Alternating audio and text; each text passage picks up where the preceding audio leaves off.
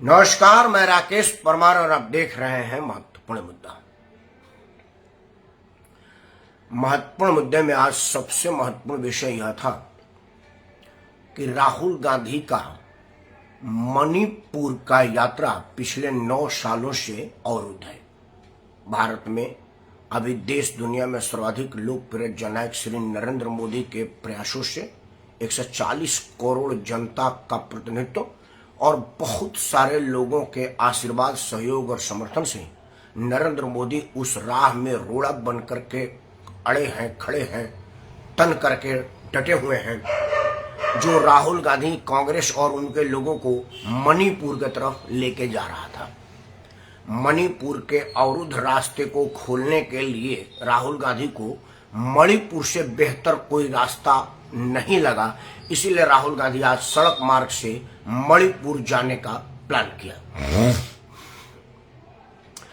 मणिपुर जा करके मणिपुर का रास्ता खुलेगा कि नहीं यह मैं नहीं जानता, लेकिन राहुल गांधी सड़क मार्ग से मणिपुर तक की यात्रा किए, जो 1000 किलोमीटर से ज्यादा है। मतलब दिल्ली राजधानी स्थित उनके घर, जो अपने अभी माता जी के घर में रहते हैं, पहले भारत तुगलक रोड और माता जी के घरों में कोई बहुत ज्यादा दूरी नहीं है, किलोमीटर से कोई फर्क नहीं पड़ेगा और वैसे भी नहीं फर्क पड़ेगा। वो तो सुरक्षा एजेंसियों के तेल पर चलते हैं, उनका कौन सा है, भारत सरकार का पैसा है, करदाताओं का धन है वो। तो वो मणिपुर बाय रोड जाने की कोशिश कर रहे थे, जिसको अवरुद्ध करके हेलीकॉप्टर के द्वारा जाने की इजाजत पर पूरे देश भर में कांग्रेसी बवाल किए हुए हैं। ये वही राहुल गांधी है जब उनका सरकार था, जब वो सरकार आजम थे, तो दिल्ली के उनके घर से महरौली मंगोलपुरी करीब 20 किलोमीटर है। वहां वो 20 किलोमीटर सड़क मार्ग से नहीं गए थे, सरकारी हेलीकॉप्टर से गए थे। ध्यान दीजिए एक बार फिर से, दिल्ली स्थित अपने आवास 12 तुगलक रोड से राहुल गांधी अपने सरकार के जमाने में 2004 से पहले, जब मनमोहन सिंह जी उनके रबड़ स्टैंप के रूप में प्रधानमंत्री की कुर्सी पर आसीन थे, जिसको रिमोट कंट्रोल से गांधी परिवार चलाता था, उस दौरान राहुल गांधी दिल्ली के ही एक इलाका है मंगोलपुरी, वहां पर कांग्रेस का एक चुनावी सभा को संबोधित करना था। उस सभा को संबोधित करने के लिए राहुल गांधी 20 किलोमीटर हेलीकॉप्टर से गए थे। मुझे बहुत बढ़िया से याद है, क्योंकि मैं उस सभा में था और तब दिल्ली में भी था। मैं तो वैसे दिल्ली में 85 से रह रहा हूं, लेकिन उस दौरान भी मैं दिल्ली में था, अपने गांव नहीं गया था या कहीं और घूमने नहीं गया था। दिल्ली में किसी तरह की आगजनी, बवाल या अस्थिरता नहीं थी, जो अभी मणिपुर में है। मणिपुर में अस्थिरता है, उसको नहीं होनी चाहिए। वर्तमान सरकार को उसको गंभीरता से लेना चाहिए और उसे तुरंत खत्म करना चाहिए, यह मेरा प्रथम मांग है। लेकिन डिस्टर्ब इलाके में राहुल गांधी सड़क मार्ग से जा रहे हैं, जहां आगजनी, बमबारी और कुछ भी हो जाने की आशंका है। वहां पर वो बाई रोड जाने की जिद पर अड़े हुए थे और दिल्ली जहां बिल्कुल अस्थिर है, शांत है, उतना देर तक एसपीजी वाले रूट बना करके उनको 10 मिनट में निकाल के ले जा सकते थे, वहां पर उन्होंने हेलीकॉप्टर का इस्तेमाल किया। यह क्या कहता है मैं आप पर छोड़ता हूं। बाकी राहुल गांधी की राजनीति तो राहुल गांधी को खुद ही पता नहीं होता, तो मैं कैसे बताऊं और मैं कैसे बता सकता हूं। मुद्दे आज बहुत हैं, लेकिन मैंने सिर्फ एक मुद्दे को चुना है। देश का एक अभिन्न अंग है तमिलनाडु। तमिलनाडु के प्रबुद्ध जनता को मैं सबसे पहले प्रणाम करता हूं। तमिलनाडु में के करुणानिधि के सुपुत्र स्टालिन करुणानिधि के सिंपैथी पर पाए वोट से मुख्यमंत्री के सीट पर काबिज है। जिस रूप से भी काबिज हो, वो सीट पर है, जनता के चुने हुए प्रतिनिधि के रूप में है। उनके मंत्रिमंडल के एक सदस्य है बालाजी, संथाई बालाजी। वो अपने कर्मों के वजह से जेल में है। उन पर घोटाला, करप्शन और कई तरह के केस चल रहे हैं। अदालत ने उनको कन्विक्ट कर रखा है, वो सजायाफ्ता कैदी के रूप में जेल में बंद है। तमिलनाडु के मुख्यमंत्री उनके लोकप्रियता के डर से या लालच से या और कोई गिव एंड टेक की वजह से, किस वजह से मैं नहीं समझता, उसको मंत्री बनाए हुए हैं।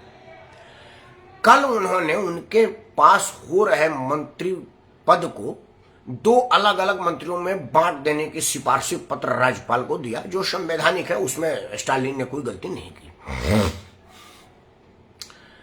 महामहिम राज्यपाल महोदय ने उसको तत्काल प्रभाव से उनके पद को दूसरे मंत्रियों को बांट दिया, उनके मतलब मंत्रिमंडल को, मंत्रालय को। लेकिन तमिलनाडु के मुख्यमंत्री ने पता न क्यों मिनिस्टर विदाउट पोर्टफोलियो मतलब मंत्री बिना पद के बनाए रखने की जिद पर अड़े रहे। तमिलनाडु के राज्यपाल ने कहा कि भाई जो आदमी कन्विक्टेड है, सजायाफ्ता है, उसको मेरे अधीन होने वाले मंत्रिमंडल में मंत्री बनाए रखना ठीक नहीं है, मैं उसको बर्खास्त कर रहा हूं। यही एक राजनीतिक पेच है जिस पर मैं आपके सामने बात करने आया हूं।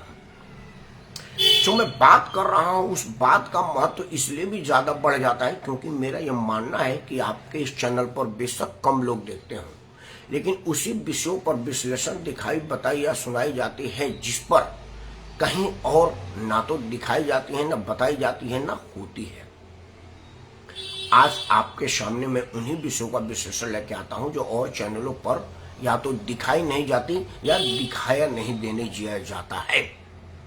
मामला तमिलनाडु के राज्यपाल द्वारा मंत्रिमंडल में सदस्य को बर्खास्तगी के 8 बजे से 10 बजे तक मेन समाचार चैनल में सिर्फ एनडीटीवी इंडिया पर आया था, बाकी कहीं नहीं आया। मैं एनडीटीवी इंडिया पर ही सुना जहां विनोद जी और एक और पत्रकार के द्वारा विश्लेषण कराया जा रहा था।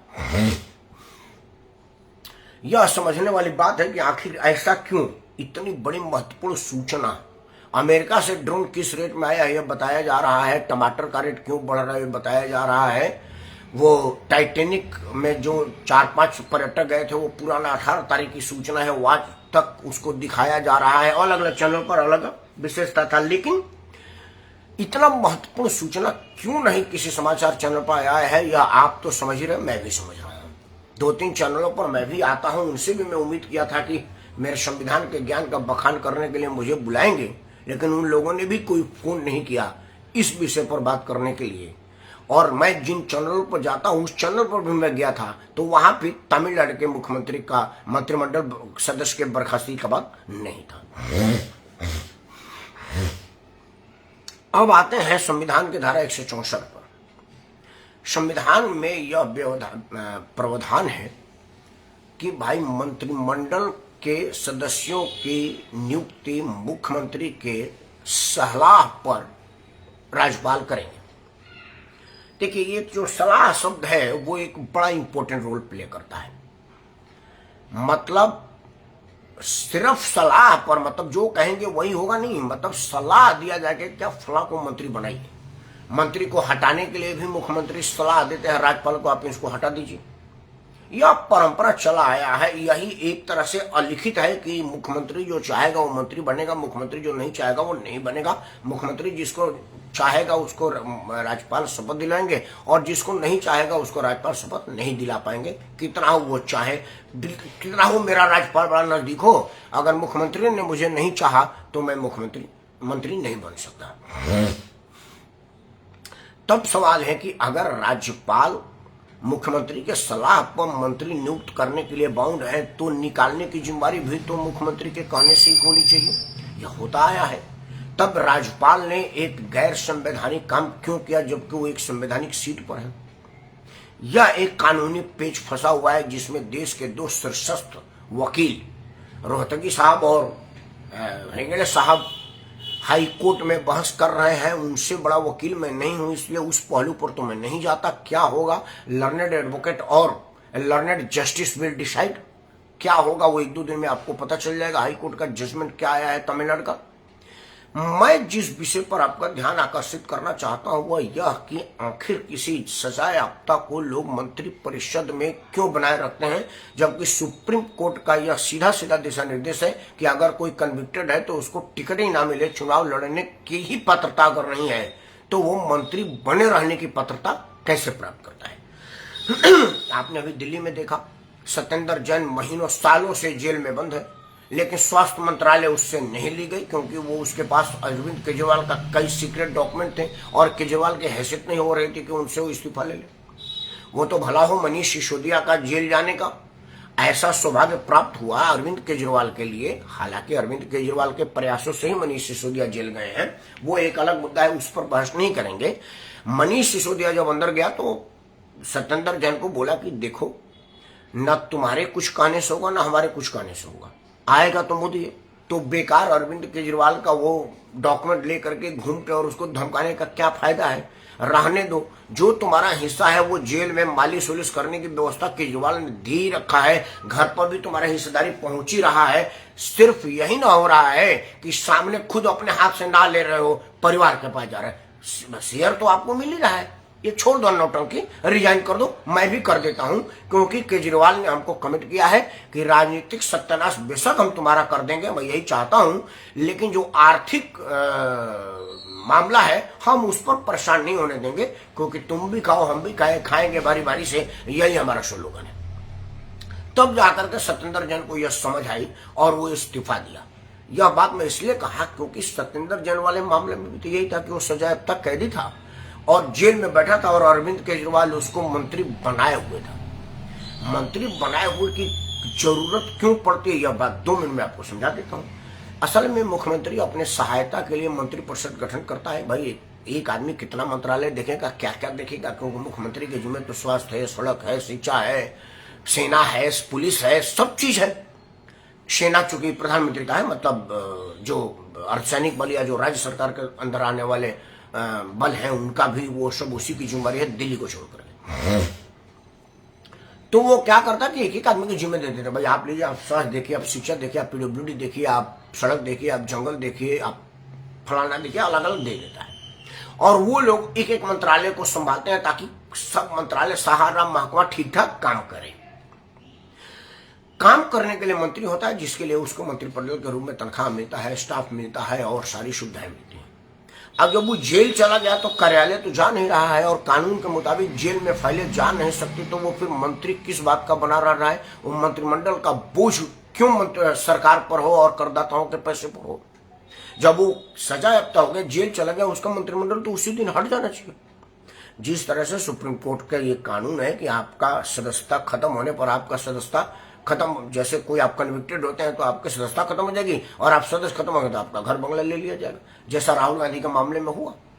मानहानि के मुकदमे में 2 साल का सजा हुआ। 2 साल का सजा होने की वजह से उनकी सदस्यता खत्म हो गई, और सदस्यता खत्म होते उनका घर खाली करा लिया गया।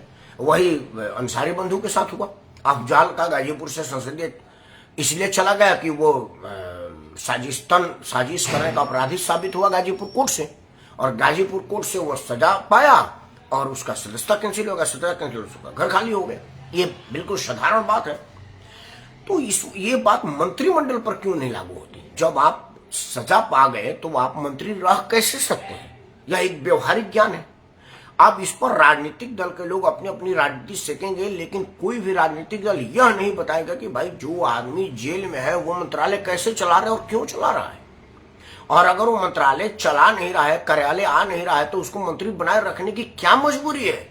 देश की जनता यह तो पूछेगी। राजनीतिक दल बेशक इसको कहे कि यह फेडरल स्ट्रक्चर पर चोट है, देश में जो संघीय ढांचा है उस पर प्रधानमंत्री का अतिक्रमण है। अरविंद केजरीवाल वो अफसरों की पावर ट्रांसफर वाली बात को लेकर के घूम ही रहा था। 15 मिनट के लिए कोर्ट के माध्यम से उसको पावर मिला था। सबसे पहले 2 अधिकारियों को सस्पेंड कर दिया, उन अधिकारियों को जिन अधिकारियों ने जांच करके इसको शराब घोटाले में मुजरिम पाया था। तो बदले की भावना का कार्रवाई अधिकारी को 2 मिनट मिला था, 2 मिनट में उसने अपना सिक्का चला दिया। तो इन सब चीजों को देख करके जनता यह पूछेगी कि ये छोड़ दीजिए कि मोदी का जो राज्यपाल है, क्योंकि राज्यपाल केंद्र का प्रतिनिधित्व होता है, वो आपके सलाह को माने बगैर मंत्रिमंडल को बर्खास्त कर दिया, यह एक असंवैधानिक काम है। सबसे पहले तो असंवैधानिक काम आपने किया है कि जो आदमी मंत्री पद पर है और वो जेल में है, वो मंत्री पद पर है ही क्यों? मेरा प्रश्न यह है कि अगर आप जेल में है तो मंत्री क्यों है? और अगर आप मंत्री नहीं है तो मंत्रालय, आपके पास मंत्रालय भी नहीं है, तो आप बिना पोलियो के मंत्री के रूप में क्या कर रहे हैं? यह प्रश्न का जवाब हम आपसे पूछ रहे हैं, क्योंकि राजनीतिक दल आप ही के पास आएंगे यह बताने के लिए कि केंद्र सरकार राज्य सरकार के अधिकारों में अतिक्रमण करती है, हमारे चोर बेईमान सजा याफ्ता आदमी को भी बर्दाश्त नहीं करती है। यह एक हास्यास्पद है, लेकिन आप हंसिए, क्योंकि हंसना अनमोल है, रुलाने के लिए तो पूरी दुनिया पड़ी है। कम से कम हमारे किसी बातों से आप हंसें तो मुझे संतुष्टि मिलेगी, क्योंकि आपका खुशी ही मेरा पारितोषिक है, आपकी प्रसन्नता ही हमारे लिए आपका आशीर्वाद है। तमिलनाडु वाले मामले पर राज्यपाल गलत हैं कि सही हैं या अदालत डिसाइड करेगी। वो विद्वान लोग हैं और जो उनको सलाह अदालत में जो बहस करेंगे वो देश के नामजद वकील हैं। मैं उस पर क्या बोलूं, लेकिन जो राजनीतिक मुद्दा है, जो व्यवहारिक मुद्दा है, उस पर मैंने अपने समझ-बूझ से आपके सामने बात रखा है कि अगर आप सजायाफ्ता हैं तो मंत्री क्यों हैं। यह केजरीवाल को भी बतानी पड़ेगी और स्टालिन को भी बतानी पड़ेगी। इसके पहले पश्चिम बंगाल में मुंशी साहब थे, सालों साल अस्पताल में थे लेकिन मंत्री थे। चूंकि मंत्री थे तो अस्पताल का सारा खर्चा भारत सरकार उठा रही थी। अगर मंत्री नहीं होते तो सरकार पर वो खर्च का लोड नहीं पड़ता, और सरकार पर खर्च का लोड मतलब हमारे करदाताओं का पैसा, मेरा पैसा, आपका पैसा। तो मेरे और आपके पैसे पर आप चोर, बदमाश, बलात्कारी, अपराधी को जेल में रहते हुए मंत्रिमंडल से, मंत्री पद से सुशोभित करेंगे तो अपराधी आप हैं या राज्यपाल हैं, यह जनता डिसाइड करेगी। मैं तो सिर्फ कहूँगा कि जय हिंद, वंदे मातरम और भारत माता की जय और भारत के संविधान की जय। धन्यवाद।